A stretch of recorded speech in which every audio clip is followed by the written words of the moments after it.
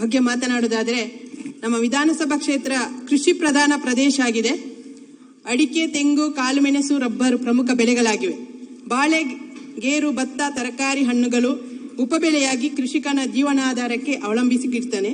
ಆದರೆ ಇತ್ತೀಚಿನ ದಿನಗಳಲ್ಲಿ ಅಡಿಕೆ ಕೊಳೆ ರೋಗ ಮತ್ತು ಎಲೆಚುಕ್ಕಿ ರೋಗದಿಂದ ರೈತ ತುಂಬಾ ಸಂಕಷ್ಟಕ್ಕೊಳಗಾಗಿದ್ದಾನೆ. ಅದಕ್ಕೋಸ್ಕರ ಆ ರೈತರಿಗೋಸ್ಕರ ರೈತರ ಏನು ಏಳಿಗೆಗಾಗಿ ಕೆಲಸ ಮಾಡುವಂತ ನಮ್ಮ ಸರ್ಕಾರ ಇವತ್ತು ಅವರಿಗೆ ವಿಶೇಷ ಪ್ಯಾಕೇಜ್ ಅನ್ನು ನೀಡಬೇಕಂತ ಈ ಮೂಲಕ ವಿನಂತಿಯನ್ನು ಮಾಡಿಕೊಳ್ತಿದ್ದೇನೆ. ಇವತ್ತು ನಮ್ಮ ಕ್ಷೇತ್ರದಲ್ಲಿ ಅಡಿಕೆ ಬೆಳೆ ಬಿಟ್ಟರೆ ಮತ್ತೆ ರಬ್ಬರ್ ಬೆಳೆಗಾರರು ಜಾಸ್ತಿ ಇರುವಂತದ್ದು. ರಬ್ಬರ್ ಬೆಳೆಯನ್ನು ಬೆಳೆಯುತ್ತಿದ್ದಾರೆ. ಅವರು ಇವತ್ತು ರಬ್ಬರ್ ಧಾರಣೆ ಅನಿಶ್ಚಿತತೆಯಿಂದ ಕಂಗಾಲಾಗಿರ್ತಾರೆ. ರಬ್ಬರ್ ಬೆಳೆಯನ್ನು ಕೃಷಿ ಅಥವಾ ವಾಣಿಜ್ಯ ಬೆಳೆ, ಯಾವ ಬೆಳೆ ಅಂತಲೇ ಗೊತ್ತಿಲ್ಲ, ಅದಕ್ಕೆ ಯಾವುದೇ ಮಾನ್ಯತೆ ಇಲ್ಲ. ಅದಕ್ಕೋಸ್ಕರ ಇವತ್ತು ಬಜೆಟ್ ನಲ್ಲಿ ಅದು ಯಾವ ಬೆಳೆ ಅಂತ ಹೇಳುವ ಒಂದು ನಿಗದಿಯನ್ನು ಮಾಡಿ ಅದಕ್ಕೆ ಬೆಳೆ ವಿಮೆ ಯೋಜನೆಯನ್ನು ಕೂಡ ಜೋಡಿಸಿಕೊಳ್ಳುವಂತ ಕೆಲಸ ಆದ್ರೆ ಅಲ್ಲಿಯ ರೈತರಿಗೆ ಅದರಿಂದ ಖುಷಿ ಪಡಬಹುದು ಅಂತ ನಾನು ಈ ಮೂಲಕ ನಿಮ್ಮಲ್ಲಿ ವಿನಂತಿ ಮಾಡಿಕೊಳ್ತಿದ್ದೇನೆ. ಕಾರ್ಮಿಕ ರಬ್ಬರ್ ಕೆಲಸ ಮಾಡುವಂತ ಕಾರ್ಮಿಕರಿದ್ದಾರೆ, ಅವರಿಗೆ ಈಗಾಗಲೇ ಮನೆಗಳಿಲ್ಲ, ಅವರ ಮನೆಗಳು ಬೀಳ್ಲಿಕ್ಕೆ ಆಗಿದೆ. ತುಂಬಾ ವರ್ಷದಿಂದ ಅವರು ಕ್ವಾರ್ಟರ್ಸ್ ಮಾಡಿಕೊಂಡಿರುವಂತ ನಮ್ಮ ಸಚಿವರು ಕೂಡ ಇದ್ದಾರೆ ಇಲ್ಲಿ.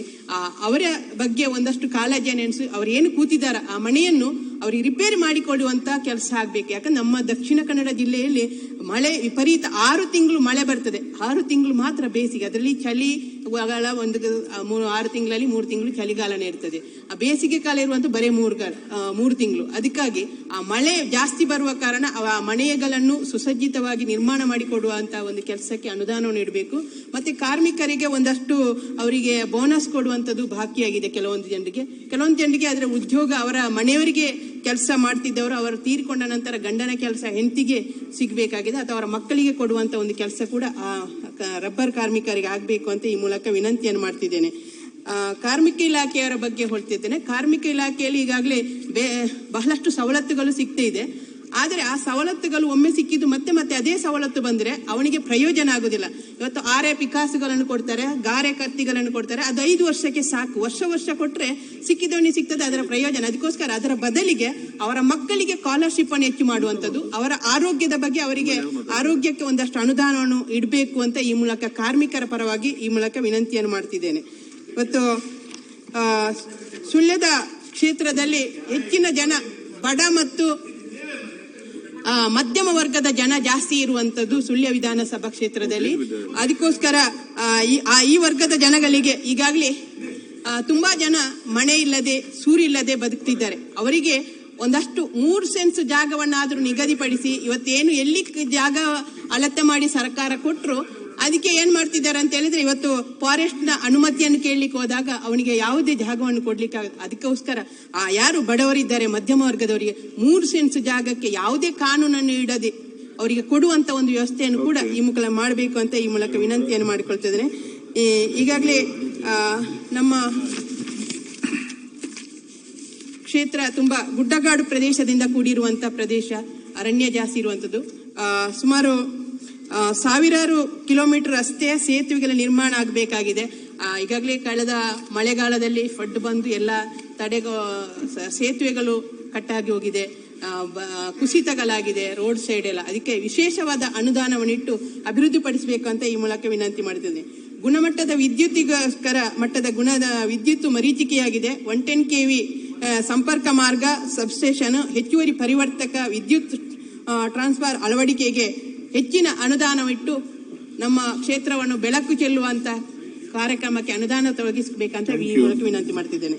ಕ್ಷೇತ್ರದ ಯುವ ಜನತೆಗೋಸ್ಕರ ಅವರಿಗಾಗಲೇ ನಿರುದ್ಯೋಗಿಗಳು ವಿದ್ಯಾವಂತರಿಗೆ ಉದ್ಯೋಗ ಕೊಡ್ಲಿಕ್ಕೆ ಸಾಧ್ಯ ಆಗ, ಅದಕ್ಕೋಸ್ಕರ ಉದ್ಯೋಗ ಹಾಗೂ ಸ್ವಉದ್ಯೋಗಕ್ಕೆ ಅವಕಾಶ ನೀಡುವ ಉದ್ದೇಶದಿಂದ ಸುಳ್ಯ ಕ್ಷೇತ್ರಕ್ಕೆ ವಿಶಾಲ ಕೈಗಾರಿಕಾ ಸ್ಥಾಪನೆ ಮಾಡಲು ಅಧ್ಯಯನ ಮತ್ತು ಯೋಜನೆ ರೂಪಿಸಲು ಅನುದಾನವನ್ನು ನೀಡಬೇಕು ಅಂತ ಈ ಮೂಲಕ ಬಜೆಟ್ ನಲ್ಲಿ ಇಡಬೇಕು ಅಂತ ಹೇಳ್ತಿದ್ದೇನೆ. ಅದೇ ರೀತಿ ಇವತ್ತು ನಮ್ಮ ಕ್ಷೇತ್ರದ ನಮ್ಮ ದಕ್ಷಿಣ ಕನ್ನಡ ಜಿಲ್ಲೆಯಲ್ಲಿ ಆದಿದ್ರಾವಿಡ ಸಮುದಾಯದ ಜನ ಇದ್ದಾರೆ, ತುಂಬಾ ಜನ, 8,000 ಜನ ಇದ್ದಾರೆ. ಈಗಾಗಲೇ ನಾವು ಸರ್ಟಿಫಿಕೇಟ್ ಎಷ್ಟೋ ವರ್ಷದಿಂದ ಆದಿದ್ರಾವಿಡ ಸಮುದಾಯದ ಜಾತಿ ಆದಿದ್ರಾವಿಡ ಅಂತ ಜಾತಿ ಸರ್ಟಿಫಿಕೇಟ್ ಇದೆ. ನಾನು ಕೂಡ ಅದೇ ಜಾತಿ ಸರ್ಟಿಫಿಕೇಟ್ ಇಟ್ಕೊಂಡು ಇವತ್ತು ಚುನಾವಣೆಯಲ್ಲಿ ಕೂಡ ಸ್ಪರ್ಧೆ ಮಾಡಿದ್ದೇನೆ. ಇವತ್ತಿನ ನಮ್ಮ ಇದರಲ್ಲಿ ನಮ್ಮ ಬಜೆಟ್ನಲ್ಲಿ ಮಾಡುವಾಗ ನಮ್ಮ ಆ ಜಾತಿಯನ್ನು ಬಿಟ್ಟು ಕೈ ಬಿಡಲಾಗಿದೆ. ಅದೊಂದು ಗುಂಪು ಅಂತ ಮಾಡಿಕೊಂಡು ಇವತ್ತು ಆ ಜಾತಿಯನ್ನು ಯಾವುದಕ್ಕೆ ಸೇರಿಸಲಿಲ್ಲ. ಇವತ್ತು ಸತ್ಯಸಾರಮಣಿ ಎಂಬ ದೈವವನ್ನು ನಂಬಿಕೊಂಡು ಬರುವಂತ ಈ ಸಮುದಾಯಕ್ಕೆ ಇವತ್ತು ಯಾವುದೇ ರೀತಿಯ ಅಲ್ಲಿ ಸೇರ್ಪಡೆ ಮಾಡುವಂತ ಅವಕಾಶ ಇಲ್ಲದ ಕಾರಣ ಆ ಸಾರಮಣಿ ಎನ್ನುವ ಪದವನ್ನಾದರೂ ಸೇರಿಸಬೇಕು ಅಥವಾ ಆದಿದ್ರಾವಿಡ ಪದವನ್ನೇ ನಮಗೆ ಸೇರಿಸಬೇಕು ಅಂತ ಈ ಮೂಲಕ ವಿನಂತಿ ಮಾಡಿದ್ರೆ ಜಾತಿ ಸರ್ಟಿಫಿಕೇಟ್ಗೆ ಸೇರಿಸಬೇಕು. ಅಂದ್ರೆ ನಿಮಗೆಲ್ಲ ಗೊತ್ತಿದೆ ನಮ್ಮ ಕ್ಷೇತ್ರ ಜಾಸ್ತಿ ಇರುವಂತ ಜನ ಅವರಿಗೆ ಮತ್ತೆ ವಿಶೇಷವಾದ ಆ ಜನಾಂಗದ ಜನರಿಗೆ ಈಗಾಗಲೇ ಟರ್ಪಾಲ್ ಹಾಕಿ ಮನೆ ಕಟ್ಟಿಕೊಂಡ ತುಂಬಾ ಜನ ಇದ್ದಾರೆ. ಅವರಿಗೆ ಒಂದು 3 ಸೆನ್ಸ್ ಜಾಗ ಕೊಡ್ಲಿಕ್ಕೆ ಆಗುದಿಲ್ಲ. ಈಗ ಅದಕ್ಕೋಸ್ಕರ ಅವರಿಗೆ ಸ್ಪೆಷಲ್ ಗ್ರಾಂಟ್ ಇಟ್ಟು ಅವರಿಗೆ ಆ ಯಾರೆಲ್ಲ ಡೇರೆ ಮಾಡಿಕೊಂಡಿದ್ದಾರೆ ಅವರಿಗೆ ವಿಶೇಷ ಪ್ಯಾಕೇಜ್ ಅಲ್ಲಿ ಅನುದಾನ ಮತ್ತು ನಿವೇಶನ ಮತ್ತು ನಮ್ಮ ಸೈಟ್ಗೆ ಅನುದಾನ ಇಟ್ಟು ಒಂದು ಸುಸಜ್ಜಿತವಾದ ಮನೆ ನಿರ್ಮಾಣ ಮಾಡಿಕೊಡ್ಬೇಕಂತ ಈ ಮೂಲಕ ವಿನಂತಿಯನ್ನು ಮಾಡಿಕೊಳ್ತಿದ್ದೇನೆ. ಇವತ್ತು ನಮ್ಮ ಕ್ಷೇತ್ರದ ಬಹಳಷ್ಟು ಕಡಬ ತಾಲೂಕು ಹೊಸ ತಾಲೂಕಾಗಿದೆ ಸರ್, ನಿಮಗೆ ಗೊತ್ತಿದೆ, ನಿಮ್ಮ ಅಜ್ಜಿನ ಊರ ಕೂಡ ಅದೇ. ಆದ ಕಾರಣ ನಮ್ಮ ಕ್ಷೇತ್ರದ ಈಗ ತಾಲೂಕಾಗಿದೆ, ಯಾವುದೇ ಇಲಾಖೆಗಳಿಲ್ಲ, ಸರ್ಕಾರಿ ಇಲಾಖೆಗಳು. ಆ ಎಲ್ಲಾ ಇಲಾಖೆಗಳಲ್ಲಿ ತಾಲೂಕ್ ಪಂಚಾಯತ್ ಮತ್ತು ತಾಲೂಕ್ ಆಫೀಸ್ ಬಿಟ್ರೆ ಮತ್ತೆ ಯಾವ್ದು ರಿಜಿಸ್ಟರ್ ಆಫೀಸ್ ಕೂಡ ಇಲ್ಲ. ಎಲ್ಲ ಪುತ್ತೂರಿಗೆ ಹೋಗ್ಬೇಕು. ಪುತ್ತೂರಲ್ಲಿ ಫೈಲ್ ಹುಡುಕಿದ್ರೆ ಪುತ್ತೂರಲ್ಲಿ ಇಲ್ಲ ಅಂತೇಳಿ ಜನಗಳು ಅಲೆದಾಡುವಂತ ಸಂಕಷ್ಟದಲ್ಲಿದ್ದಾರೆ. ಅದಕ್ಕೋಸ್ಕರ ಕಡಬ ತಾಲೂಕಿನಲ್ಲಿ ಹೆಚ್ಚಿನ ಏನು ಸರ್ಕಾರಿ ಅಧಿಕಾರಿಗಳ ಕಚೇರಿಗಳ ನಿರ್ಮಾಣ ಬೇಕು, ಸಿಬ್ಬಂದಿಗಳನ್ನು ಕೊಡಬೇಕು. ಸುಳ್ಯ ತಾಲೂಕಿನಲ್ಲಿ ಬಹಳಷ್ಟು ಏನೆಲ್ಲ ಇಲಾಖೆಗಳಿದೆ, ಸರ್ಕಾರಿ ಇಲಾಖೆ, ಯಾವುದೇ ಇಲಾಖೆಯಲ್ಲಿ ಸರಿಯಾದ ನೌಕರಿಲ್ಲ, ಅಲ್ಲಿ ಭರ್ತಿ ನೌಕರಿಲ್ಲ. ಆ ಹುದ್ದೆಯನ್ನು ಭರ್ತಿ ಮಾಡಿ ಅದರಿಂದಾಗಿ ಅಲ್ಲಿ ಯಾವುದೇ ಕೆಲಸಗಳು ಸುಳ್ಯದಲ್ಲಿ ಪರಿಪೂರ್ಣವಾದ ಕೆಲಸಗಳಾಗಲಿಕ್ಕೆ ಸಾಧ್ಯ ಇಲ್ಲ. ಯಾಕಂದ್ರೆ ತೋಟಗಾರಿಕೆ ಇಲಾಖೆಯಲ್ಲಿ ಜನ ಇಲ್ಲ, ಒಬ್ಬ ಇರುವಂತದ್ದು. ಕೃಷಿ ಇಲಾಖೆಯಲ್ಲಿ ಒಬ್ಬ ಇರುವಂತದ್ದು. ಇವತ್ತು ನಮ್ಮ ಸರ್ವೆ ಡಿಪಾರ್ಟ್ಮೆಂಟ್ ನಲ್ಲಿ ಒಬ್ಬನೇ ಇರುವುದು ತಾಲೂಕಿಗೆ. ಅವನು ಎಷ್ಟು ಕೆಲಸ ಮಾಡ್ಬೋದು? ಇವತ್ತು ಸರ್ವೆ ಎಲ್ಲಾ ಇಲಾಖೆ ಮಾಡ್ಬೇಕು. ಅದಕ್ಕೋಸ್ಕರ ಆ ಇಲಾಖೆಯಲ್ಲಿರುವ ಹುದ್ದೆಗಳನ್ನು ಭರ್ತಿ ಮಾಡಬೇಕು.